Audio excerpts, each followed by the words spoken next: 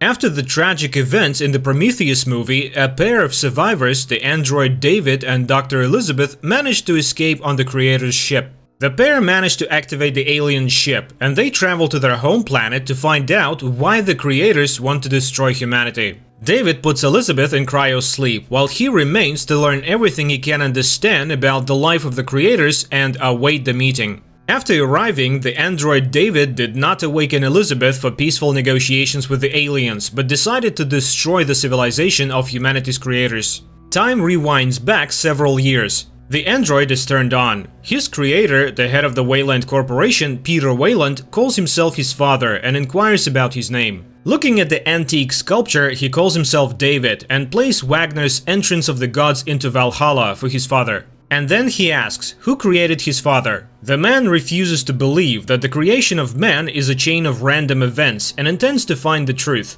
And then David begins to argue, he is a man and he will die. David is not. This does not please his father, who takes him down a peg by forcing the android to serve him some tea. The action moves to the year 2004, when the space colonial ship Covenant flies to the planet Arge-6. While the crew is in anabiosis, the ship is watched over by a Walter android, a complete copy of David. Every day, he inspects the compartment with embryos and rejects those in which he notices deviations from the norm. Suddenly, there is a release of cosmic energy, then an explosion occurs, and Walter announces an early awakening of the crew. But as a result of the accident, some of the crew and colonists die, and the ship's captain burns up in his cryo capsule. His wife Daniels has a hard time dealing with her husband's death, since the flight was entirely his idea. At this time, the new captain, Christopher, is gaining determination to take command, which is not easy for him because he's a man of faith, which is not welcomed by his superiors, who consider faith a relic of the past. But his wife supports him, and the man goes to the bridge.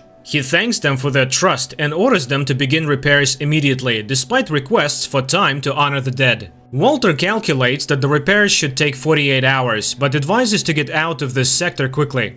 Daniels handles the repairs and shares with Walter her husband's dream to build a real wooden cabin on the new planet. Her room is full of tools and she doesn't know what to do with them now, to which the android advises her to put them to good use. Time later, the captain discovers that despite his prohibition, some of the crew have gathered to commemorate the dead. The man is upset, he doesn't seem to be taken seriously, but his wife reminds him they are his crew now, but soon they will be his neighbors, and asks to be gentler. Meanwhile, repairmen go into open space to eliminate the consequences of the accident. And suddenly, the ship's instruments record a strange signal in the form of an earthly song. It comes from an unknown planet, which, according to Covenant, is more suitable for life than Arge-6. The people don't understand how they missed it in their deep scanning. After all, it only takes a couple of weeks to get to it, unlike their destination. The team argues Daniels opposes the course change because they've been studying Arge-6 for years, and here's a planet from nowhere and with excellent readings too.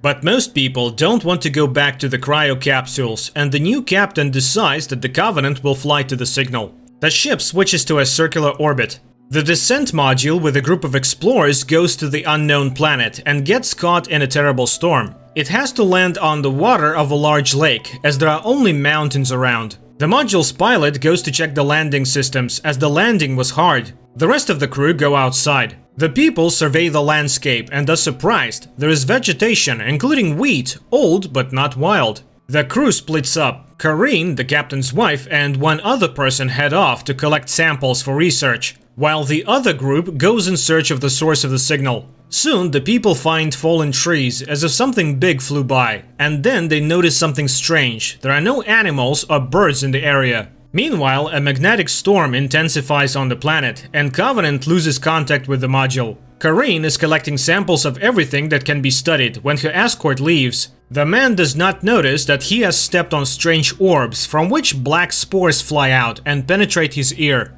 At this time, the second group finds the wrecked Maker ship. The people go inside, where one of them is also infected with black spores. But the man does not understand the danger and hurries after the others. The people go inside, and there Daniels discovers a tag with the name Elizabeth Shaw and understands that this is the remains of the Prometheus expedition. But why on this ship? Then a singing hologram turns on, and the people realize that they have found the source of the signal. At this time, Kareen's escort begins to suffocate. The woman informs the crew that they are returning to the module and asks the pilot to prepare the medical bay.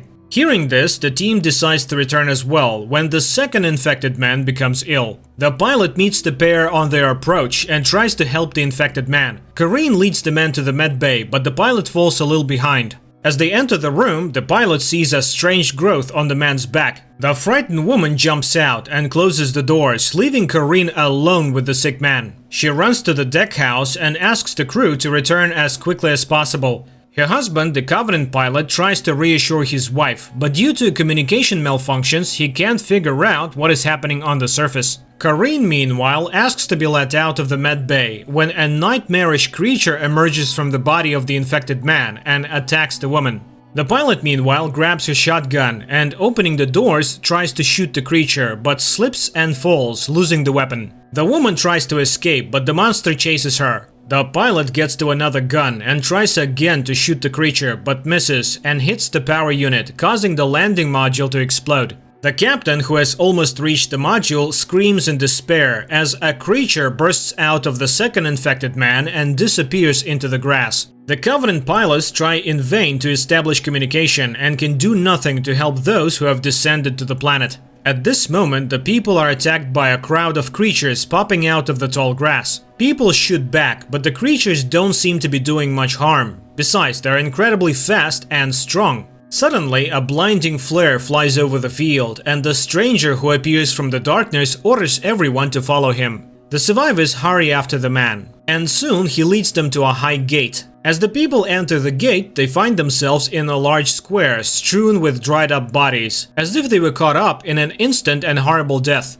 They follow their savior and find themselves in a grim building. The man introduces himself, he is David, and explains that 10 years ago he and Dr. Elizabeth arrived on this planet. Their ship was carrying a deadly virus, and there was an accident during landing that caused the virus to spray over the city. Elizabeth died, and he was left alone because the pathogen affects all life forms except plant life, and he is an android. The captain must make sure that there are no infected, because there are over 2,000 colonists on the ship. The virus cannot be brought on the Covenant. At this point, one of the crew notices that the signal for help cannot get through the rock and asks for permission to go outside, while the android Walter volunteers to talk to the android David, hoping that his brother will tell him everything without any secrets. The humans try to contact Covenant, but the storm that has broken out makes it impossible, so the pilots of the ship decide to descend to the maximum permissible level.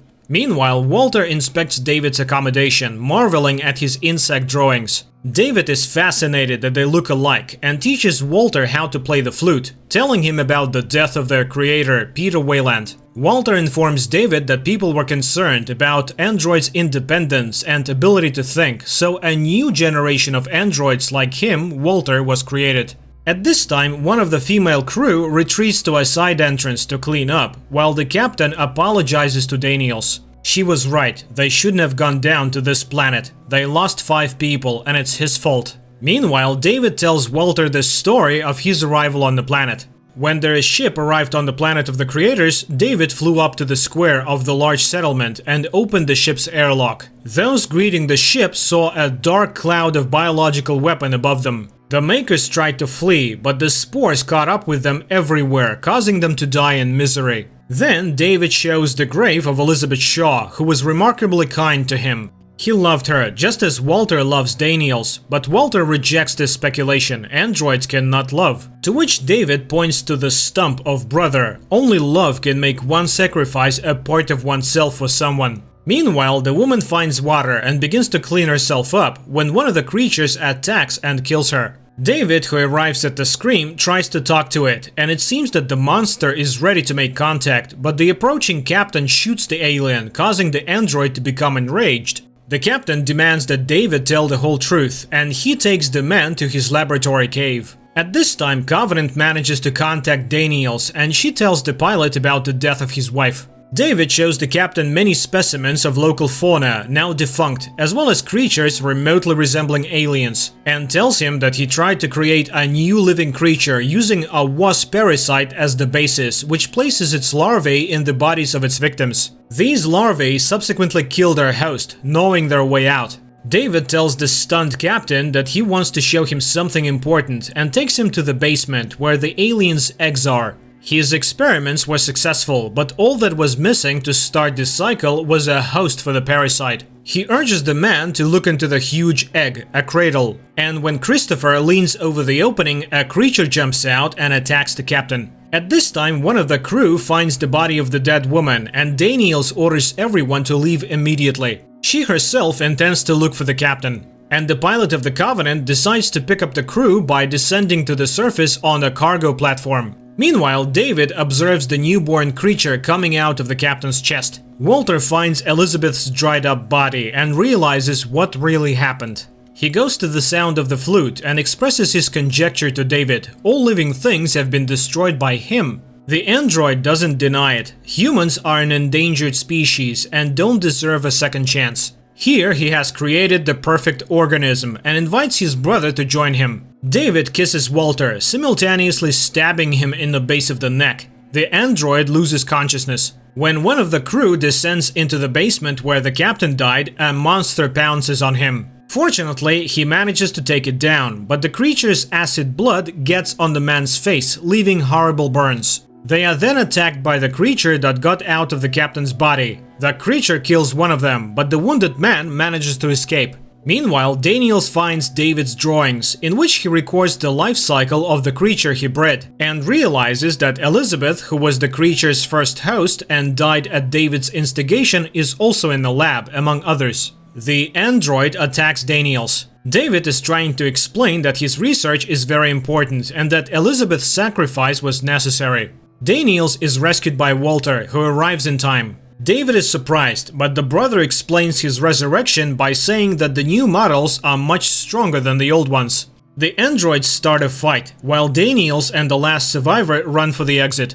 Walter immobilizes David, and he offers his brother the choice of what he will become, master and creator or human servant, while his hand fumbles for a knife. The survivors run to the platform, which is guided by a beacon. Walter catches up with them, so does an overgrown xenomorph. The monster jumps onto the platform, and Daniel steps outside to shoot it down. The pilot barely keeps the platform in the air, while the woman fights the monster. Possessing tremendous strength, the xenomorph nearly shatters the cabin windows when Daniels manages to kill it by crushing it with a weightlifting device. Walter takes Daniels inside, and the platform flies to Covenant. The wounded are treated, and Daniels thanks Walter for saving her life. The woman is elected captain and assumes her duties when one morning the ship's AI reports the discovery of an unknown living organism on the ship.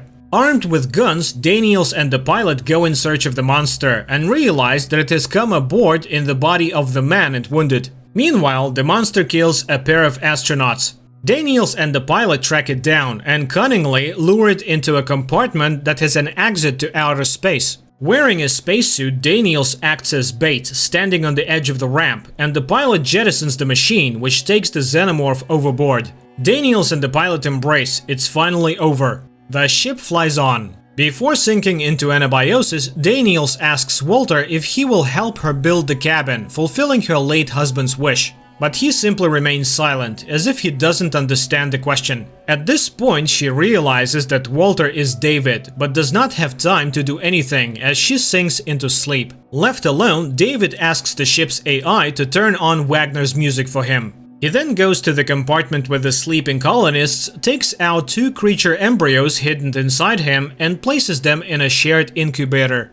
A report is sent back to Earth about the death of the entire crew, but the fate of the colonists is in safe Walter's hands.